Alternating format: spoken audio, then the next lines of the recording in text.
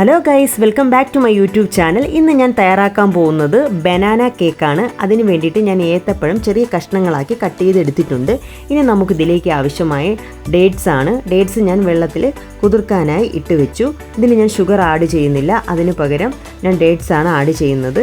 ഇനി ആ ബനാന നമുക്ക് കുറച്ച് പാലും ചേർത്ത് ഒന്ന് അരച്ചെടുക്കാം. നന്നായിട്ട് കട്ടകളൊന്നുമില്ലാതെ ഇതുപോലെ ഒന്ന് അരച്ചെടുക്കാം.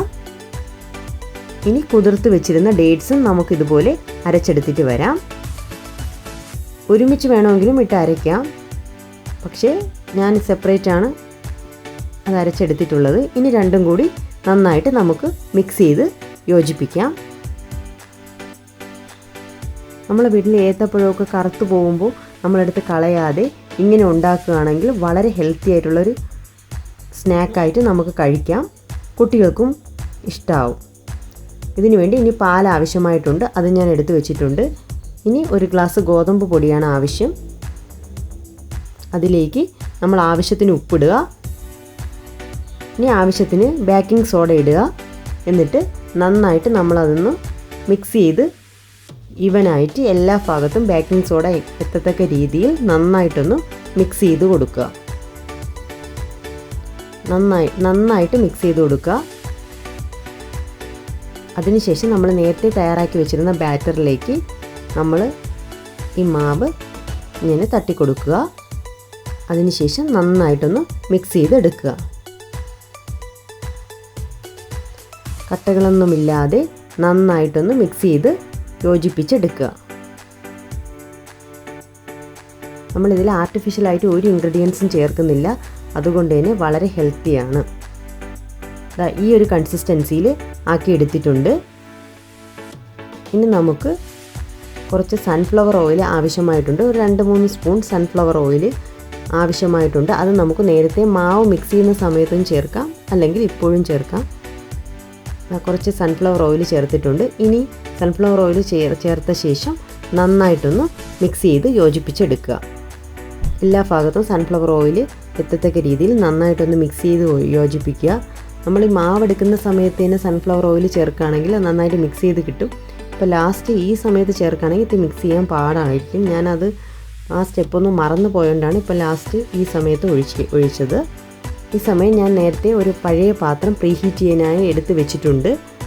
ഇനി നമുക്കൊരു മോൾഡ് ആവശ്യമായിട്ടുണ്ട്. മോൾഡ് ഇല്ലയെന്ന് വെച്ചാൽ നിങ്ങളിൽ അവൈലബിൾ ആയിട്ടുള്ള ഏതൊരു പാത്രത്തിലും നമുക്കിത് ഉണ്ടാക്കാം. ഇതിലേക്ക് അല്പം ഓയിൽ ഗ്രീസ് ചെയ്ത് കൊടുക്കുക. ഈ മോൾഡിലേക്ക് അല്പം ഓയിൽ ഗ്രീസ് ചെയ്ത ശേഷം നമുക്ക് കുറച്ച് മാവ് ഇങ്ങനെ സ്പ്രെഡ് ചെയ്ത് കൊടുക്കാം. അതായത് ഇങ്ങനെ സ്പ്രെഡ് ചെയ്ത് കൊടുക്കുമ്പോൾ നമ്മളെ കേക്ക് പെട്ടെന്ന് ഒട്ടിപ്പിടിക്കാതെ വിട്ട് വരാൻ വേണ്ടിയിട്ടാണ് അങ്ങനെ ചെയ്യുന്നത്. ഇനി നമുക്ക് ബാറ്റർ ഇതിലേക്ക് ഒഴിച്ചു കൊടുക്കാം. എന്നിട്ട് നന്നായിട്ടൊന്ന് ടാപ്പ് ചെയ്ത് കൊടുക്കാം, എയർ ബബിൾസ് ഒന്നും ഇല്ലാതെ. ഇനി ഇത് നമുക്ക് നേരത്തെ പ്രീഹീറ്റ് ചെയ്യാൻ വെച്ചിരുന്ന പാത്രത്തിലേക്ക് നമുക്ക് ഇറക്കി വയ്ക്കാം. ഇപ്പോൾ കേക്ക് നന്നായിട്ട് വെന്ത് വന്നിട്ടുണ്ട്. ഞാൻ ഇടയ്ക്കൊന്ന് തുറന്ന് നോക്കിക്കൊണ്ടാണ് കേക്ക് ഇങ്ങനെ ക്രാക്സ് വന്നത്.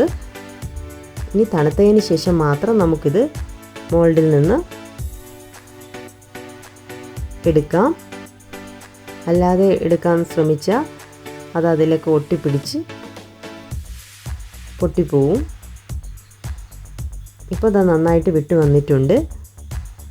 ഇനി നമുക്കിത് ഫ്രിഡ്ജിൽ വെച്ചോ അല്ലാതെ നമുക്ക് ചൂടോടെയോ കഴിക്കാവുന്നതാണ്. ഫ്രിഡ്ജിൽ വെച്ച് തണുപ്പിച്ചിട്ട് കഴിക്കുമ്പോൾ കുറച്ചുകൂടി നല്ല ടേസ്റ്റാണ്.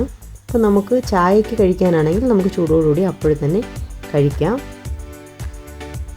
വളരെ സ്വാദിഷ്ടമായ കേക്കാണ്, വളരെ ഹെൽത്തിയുമാണ്. കുട്ടികൾക്കൊക്കെ ഉണ്ടാക്കി കൊടുക്കാൻ നല്ലൊരു ഓപ്ഷനാണിത്. ഇപ്പോൾ ഇവിടെ റെഡി ആയിട്ടുണ്ട്. ഇനി നമുക്കിത് കട്ട് ചെയ്ത് കഴിക്കാം.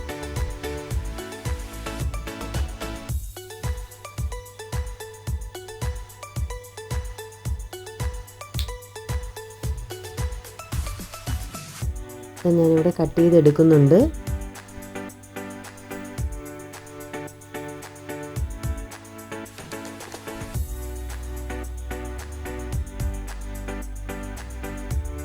അകമൊക്കെ നന്നായി വെന്ത് വന്നിട്ടുണ്ട്.